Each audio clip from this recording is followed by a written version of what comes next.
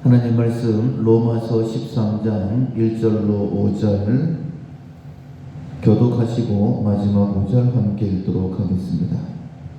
각 사람은 위에 있는 권세들에게 복종하라.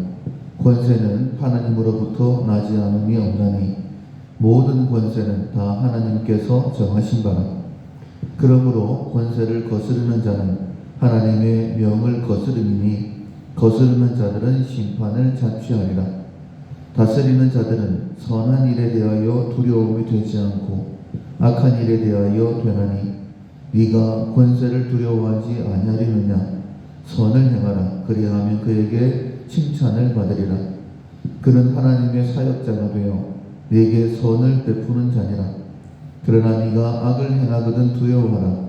그가 고명히 칼을 가지지 아니하였으니 곧 하나님의 사역자가 되어 악을 행하는 자에게 진노하심을 따라 보응하는 자니라. 그러므로 복종하지 아니할 수 없으니 진노 때문에 할 것이 아니라 양심을 따라 할 것이니라. 아멘. 권위자 밑에 있는다 라는 제목으로 함께 은혜를 나누겠습니다. 12월 우리가 훈련하고 있는 품성은 공경입니다. 하나님께서 모든 사건과 모든 사람을 통해 일하신다라고 믿고 하나님의 일하심에 순종하는 품성입니다.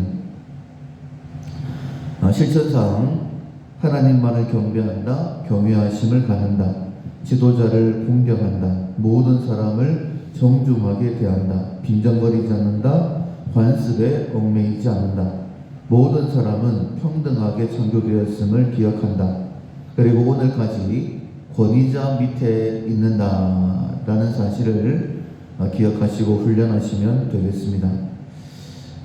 모든 권세는 하나님께서 주셨다라고 말씀하시면서 오늘 본문 1절에 보면 각 사람은 위에 있는 권세들에게 복종하라 라고 이렇게 말씀을 하십니다. 순종이라는 것은 좀 우리가 쉽게 받아들일 수 있지만은 복종이라는 것은 좀 거부감이 생깁니다. 왜냐하면 내가 원하지 않는 일까지도 해야 되는 것을 의미하고 있기 때문이죠. 그러나 하나님께서는 우리에게 분명히 말씀하셨습니다. 권세들에게 복종하라. 복음을 가장 잘 설명하고 있는 말씀 중에 하나가 로마서이죠. 로마서 1장부터 11장까지는 복음의 원리에 대해서 말씀을 하시고 이제 12장부터 16장까지는 복음의 삶에 대해서 말씀을 하십니다. 12장은 삶의 원리를 말씀을 하시고 13장부터 15장까지가 삶인데 실제 삶을 말씀하시면서 첫 번째로 말씀하신 것이 바로 권세에 복종하는 것. 그러니까 복음의 삶이다 라고 했을 때에 첫 번째가 바로 권세를 인정하는 것이다 라고 말씀하고 있습니다. 사실 인생이 힘들어진 이유, 그것은 하나님의 권위를 인정하지 않았기 때문이죠. 아담과 하와가 범죄한 것, 하나님께서 모든 것을 다 주셨어요.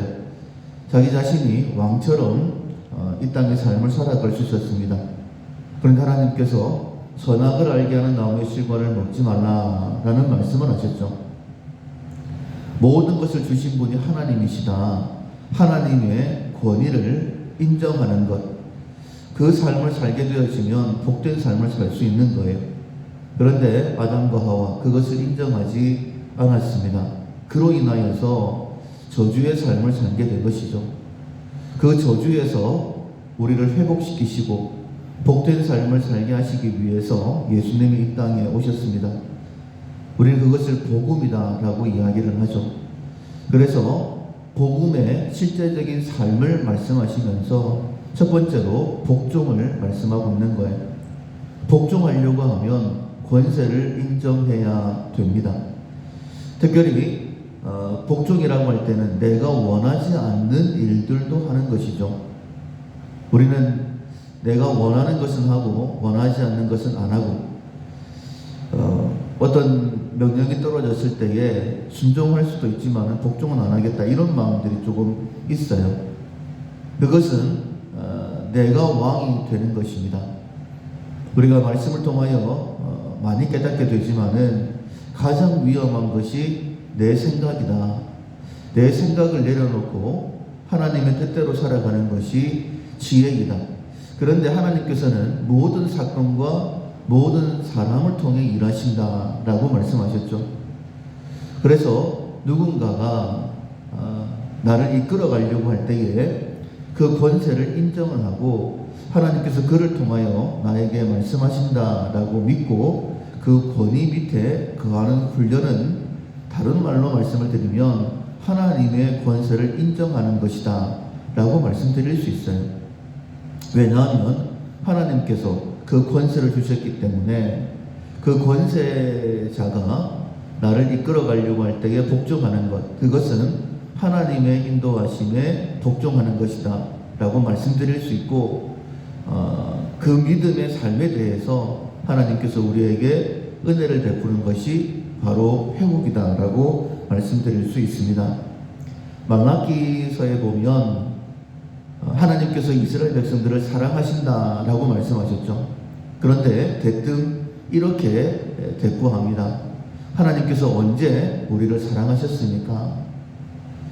이스라엘 백성들이 바벨론 포로에서 이제 돌아왔고 다시 이제 이스라엘 땅에 살고 있을 그때에 말라기의 말씀을 주셨죠. 구약의 마지막 말씀이 말라기였습니다. 분명히 하나님께서 그들에게 은혜를 베풀고 계세요.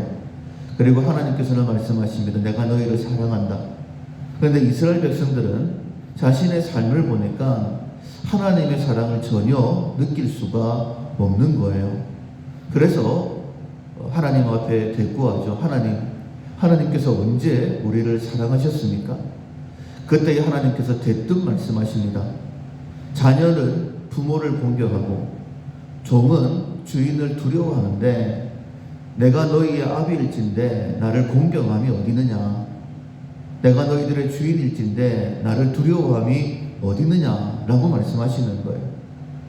그러니까 하나님의 권위를 인정하지 않음으로 인하여서 이스라엘 백성들은 마치 저주의 삶을 사는 것 같은 그런 힘든 삶을 살고 있다는 것이죠. 오늘 본문도 마찬가지입니다. 권세에게 복종하라 라고 말씀하시면서 이렇게 설명하시죠. 그 이유가 권세는 하나님으로부터 나지 않음이 없나니 모든 권세는 하나님께서 정하신 바라. 그리고 이렇게 설명을 하십니다. 그러므로 권세를 거스르는 자는 하나님의 명을 거스름이니 거스르는 자들은 심판을 자취하리라. 복종하라라고 말씀하시는데 반대로 거스르는 사람도 있습니다. 왜 거스를까요? 내 생각과 다르기 때문이죠. 그렇게 하면 안 된다라고 나름대로 판단하기 때문입니다. 그런데 만약 그렇게 되면 나는 더 잘하고 싶어서 그렇게 한 것인데 만약 그렇게 하게 되어지면 하나님의 심판을 받는다라고 말씀하시는 거예요. 그리고 다시 이렇게 말씀을 하시죠. 5절에 보면 그러므로 복종하지 아니할 수 없으니 만약에 복종하지 아니하면 하나님의 심판을 자초하는 것이기 때문에 복종을 해야 된다는 거예요. 그런데 복종을 할 때에 진노 때문에 할 것이 아니다. 하나님께 벌 받을 것 때문에 하지 말고 양심을 따라 하라라고 말씀하셨죠. 특별히 이 양심은 하나님께서 권세를 주셨다. 내가 권위자 아래에 있는 것, 밑에 거하는 것, 그것은 하나님의 권위를 인정하는 것이다. 아무리 내 생각과 다르다 할지라도 나는 하나님께서 내게 세우신 권위자의 말에 복종하겠다. 라는 마음을 가지는 것은 하나님께 복종하는 것이 된다라는 거예요. 그래서 하나님을 인정하고 권위자 아래에 있는 것, 권세를 인정하고 복종하는 것, 그것을 양심이다라고 말씀하시는 것입니다. 하나님께서는 하나님을 믿는 자들을 통하여 일하시는 거예요. 때로는 내가 따르기 힘든 그런 명령이 주어질 때도 있습니다. 그러나 그때에 하나님께서 이렇게 나에게 하라라고 하시는 거구나. 남편의 권위도 있고 아내의 권위도 있습니다. 부모의 권위도 있고 또 자녀의 권위도 있지 않습니까? 이런 요구들을 받았을 때에 하나님께서 내게 주시는 말씀이다 라고 생각을 하고 우리가 복종하게 되어지면 하나님께서는 그를 통하여 더 놀랍게 일하실 것입니다. 우리는 연약함을 가지고 있어요. 그럼에도 불구하고 하나님께서 우리를 통해 일하신다라는 기대를 가지고 하루하루 살아가고 있습니다. 하나님의 심판이 아니라 먼저 우리가 회복되어지고 우리를 통하여 하나님의 일이 나의 삶 가운데 이루어질 수 있도록 복음의 삶의 첫 번째가 권세를 인정하는 것인데, 하나님 거절하지 않고 그 권세에 복종할 수 있는 그 복종을 통하여서 하나님의 권위 아래 거하는 우리의 삶이 되게 달라고 기도하시고 또 그런 삶을 살아가는 우리 모두가 될 수 있기를 주님의 이름으로 축원합니다. 아멘. 찬송가 319장 말씀으로 이 세상을